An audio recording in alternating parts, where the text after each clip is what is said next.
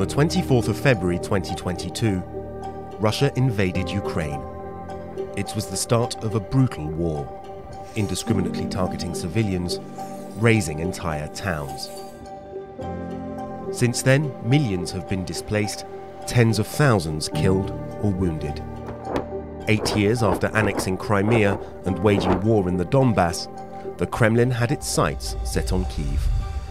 Цивільні люди, жителі окупованих територій і ті, хто знаходяться в безпосередній близькості, стали заручниками в агресії Росії. Тобто це просто люди, які живуть в своїх домівках, але змушені або тікати від війни, або сприймати на себе весь удар безжальної машини війни російської верхівки. Moscow called the invasion a special military operation, designed to demilitarize and denazify Ukraine. The reality was very different.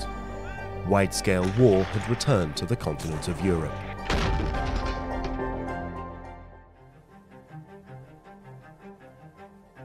Самий найперший прильот, на який я виїхав, це було 26 лютого. Ми виїхали, це було незрозуміло. Ти їдеш, ти не розумієш, куди, що на тебе чекає, чи не прилетить нічого ще зверху, слідом.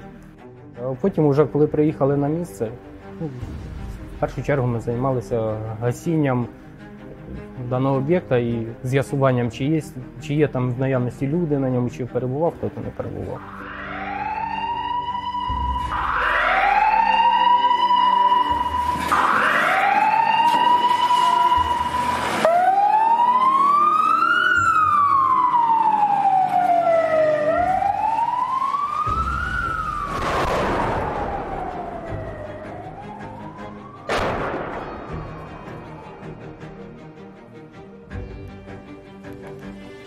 І тільки за 8 місяців повномасштабної російської агресії ми задокументували 24 тисячі епізодів воєнних злочинів.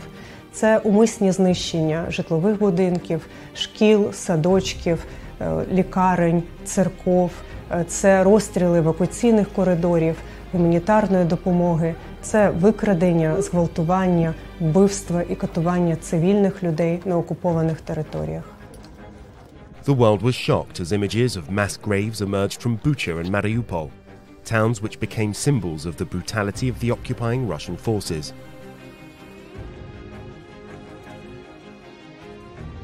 І я особисто опитала сотні людей, які вийшли з російського полону. Вони розказували мені жахливі історії, яких били, яких гвалтували, яких забивали в дерев'яні ящики.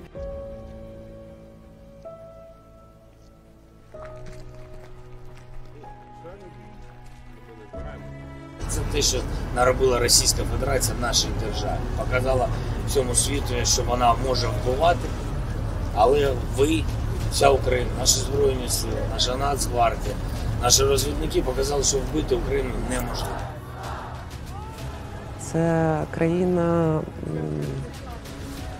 справжніх людей, сильних, мужніх, людей, що відчули свою силу і показали світу приклад стійкості і наснаги. Ці люди заслуговують на визнання, і все, що зроблено, це реально героїчні вчинки. The 2020-22 Sakharov Prize for Freedom of Thought has been awarded to the brave people of Ukraine, represented by their president, elected leaders and civil society.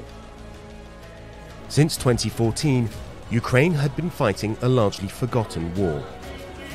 That changed on the 24th of February.